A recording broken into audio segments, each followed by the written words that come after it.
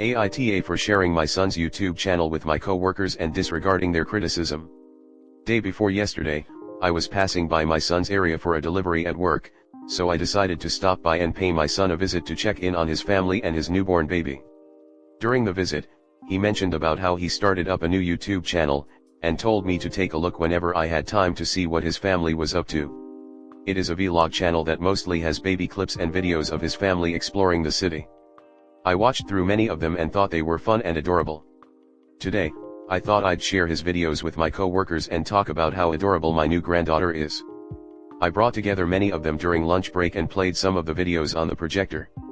I wanted to try and help build some support for my son's channel, and ask them to subscribe if they liked it. At first, it seemed to be fine. Some of them thought the videos were cute. But not long after, things got out of hand. One of my coworkers suddenly brought up the topic of this being child exploitation, and how my son was using my granddaughter just to get clicks and that it would eventually ruin her life in the future. Another cursed my son, saying that he will never get known and should never be. It didn't take long for others to join in and fan the flames further into a heated debate. A lot of bad stuff was said. I can't even begin to list them all. If my manager had been at work today, I think he would have heard the shouting go through the walls and into his own office. Ultimately, me and my son continued to be criticized for the rest of the day. Eventually, I just said screw it and clocked out early. Didn't pay them any more heed. I think things will cool off as time passes and these co-workers forget about this, since I primarily make deliveries for the company and am not always in the office. None of them have met my son or know who he is, and I do not intend to inform him about what happened at this time. I don't know too much about social media, and typically avoid getting involved with it. Is it really so unsafe to upload videos of your family having fun onto YouTube? Were those co-workers right and I should be telling my son to cease this hobby of his? Last I checked, my son did not expose any names in the videos, and our city is a big place with millions of people. The kinds of videos he made are not new either. You can find thousands of similar videos by other people. Anyway, sorry for the long post. I would provide my son's channel for context, but I'm not sure what the rules are regarding linking YouTube channels here, so I will not do so unless asked. The videos seem harmless to me, but maybe I am out of touch with modern society. Comment. You don't seem to think about the consequences of your actions. You overshared at work. Even if your intentions were good, it wasn't the right place to look for subscribers. Family YouTube channels are a controversial topic. I'm not surprised that it started a debate with your colleagues. To answer your questions, yes, it can be dangerous, yes, it can be considered child labor, but it all depends on the channel. We don't need to see the channel. Did you come here to get subscribers too? Will your grandchild be happy growing up permanently linked to theses videos of them that were uploaded without their consent? If one of my co-workers made me spend my lunch watching videos of their grandkids, on a projector, I might never forgive them. If these videos were private and only for family and friends, that's fine. But posting young children online for content and money is exploitation. How will these children feel growing up with a parent constantly recording their every move? Views on children on social media are changing fast. The first YouTube kids are now adults and speaking out on how it affected them. Some are suing their parents. He's missed the boat if he thinks he's going to make money out of a channel like this. Family vlogging is on its way out. I'm saying that it feels like a complete overreaction from your co-workers and there was no need from shouting. What do you think escalated, JT? You or them? The whole scenario feels weird and awkward, to be honest. What a weird thing for you to do in work. Sounds about right. It's a hot topic at the minute. The mother of one of the most famous YouTube family bloggers was recently arrested for child abuse. She had at least 2 of 8 children tied up with tape and they were not fed or given water. People are super cynical about the whole thing. ATM. If he just wants a hobby, why not just make the video for friends and family? There must be something more driving him if he wants to build a big following. Whilst I think these videos sound like they are good for family and friends, I can see why your co-workers may not be interested. I personally find it a bit gross when people use their non-consenting kids for clicks, but each to their own. Regardless, the co-workers sound a bit extreme in their reaction and not appropriate in a work setting. Anti-A, but I also don't think kids should be the subject of a YouTube channel, particularly because they're not mature enough to understand what people seeing them online actually means. I 100% get why your co-workers reacted how they did. It does really come off as exploitation to have his kids on the channel. NTA, but I also don't think kids should be the subject of a YouTube channel, particularly because they're not mature enough to understand what people seeing them online actually means. I 100% get why your co-workers reacted how they did. It does really come off as exploitation to have his kids on the channel. Next story 2. Mill was on speaker and I honestly don't know what I expected. Anyways, a few days ago DH talked to his mom. There was already tension there BC of a different topic, but it kind of shifted pretty quickly. He put the phone on speaker so I could hear everything. Mill literally said that she had told him in the beginning that she wanted him to come by every single day. Now keep in mind that we live in the building right next door.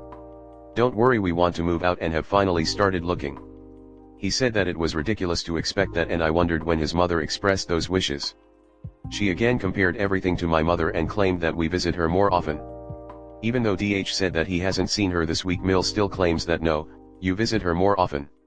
She also said that she expects me to bring DH over all the time. Is he my child? Because her own husband used to do it.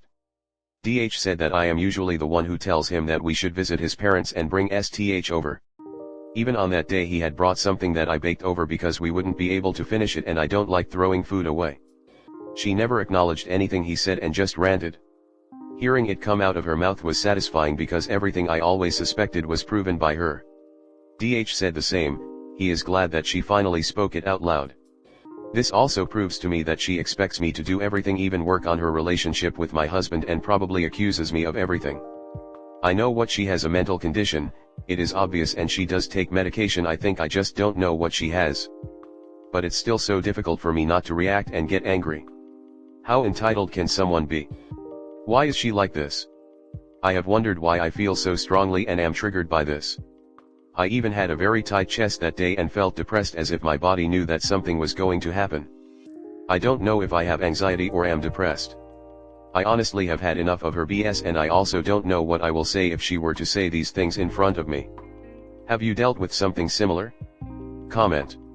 My humble opinion is that listening to your toxic Mill on speakerphone is damaging your well-being. I know for me, my Mill from hell's voice causes an absolute visceral response that is hard to put into words. The woman hates me, and the sad part is I once loved her. I'm NC and my husband still talks to her. Recently, she's been giving my sweet awesome hubby the silent treatment because she is a master manipulator. She wants him to travel thousands of miles to attend an event he doesn't want to go to, and because he said no, he now gets the silent treatment. I told him this is why I have her blocked. She manipulates. She is being stupid because doing that makes him distant, which is what I want, lol. He calls her frequently. I get their bond, and that's why I've never demanded that he go NC. He needs to figure it out himself.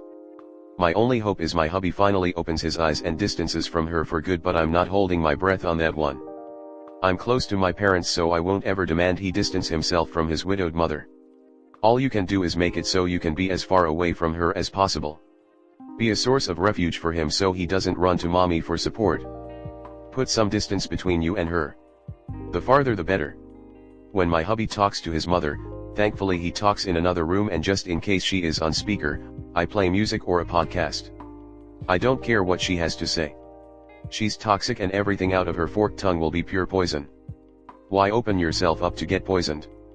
You wouldn't willingly drink a glass of water you know for sure had poison, would you? So in the same way, avoid that Mill from hell. It is absolutely unreasonable for a married man to see his mother every day. If I were you, considering your very real and valid physical responses to your Mill, I would tell him that I'm going NC. He can visit her all he likes, but for my well-being, that relationship with Mill is now over. Nobody has made me suffer as much as my Mill. Not even ex-boyfriends after we broke up before I met my husband. She is just heartless, and like your Mill, she may have undiagnosed mental problems, but that's out of our hands.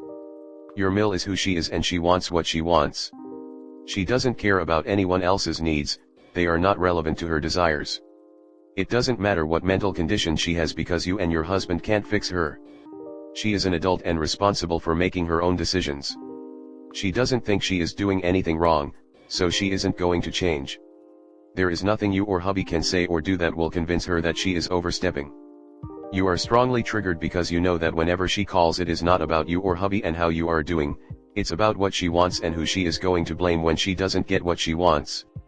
She wants hubby to be her little boy and come see her and do her bidding every day. She doesn't want him to be the adult that he is building a life with you, his wife. She wants her little boy to put her as the center of her universe, and when he politely declines, she blames you because she can't blame her little boy. You know that is every conversation, so your body is starting to physically react to the stress of having to deal with Mill because every time it's the same story. You and DH need to discuss what you both want to do about the relationship with his mother. You are adults and entitled to be treated with respect. The parent-minor-child relationship is based on compliance. The child complies with the parent's request or get punished because the parent controls everything in the child's world. When the child becomes an adult, the power shifts because the now adult son is entitled to be respected as an adult, and the parent no longer has any power to punish. The relationship of parent-adult son is based on mutual respect. Your Mill doesn't respect DH or you and blames you when he declines to comply. You and DH can't fix this because you didn't break it.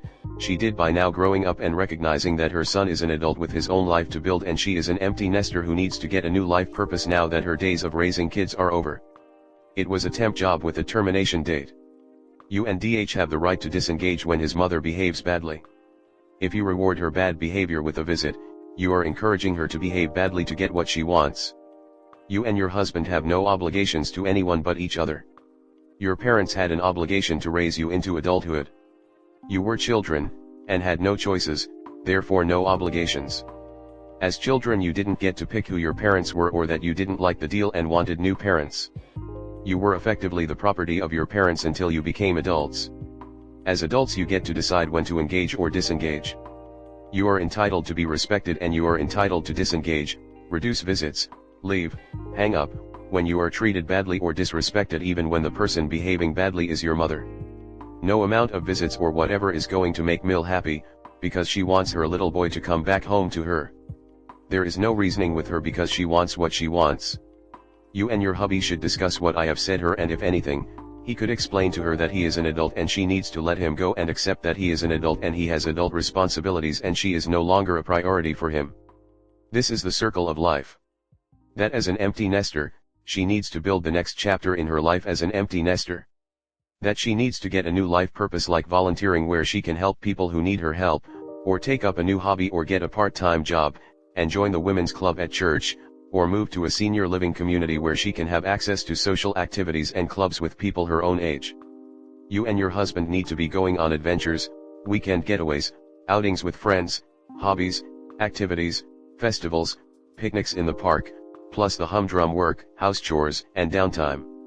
This is the time in your lives where you are building your lives together, creating some new traditions for your little family unit and making memories. You don't have time to go visiting your family of origin, parents, siblings, or his family of origin because you are supposed to be busy building your lives.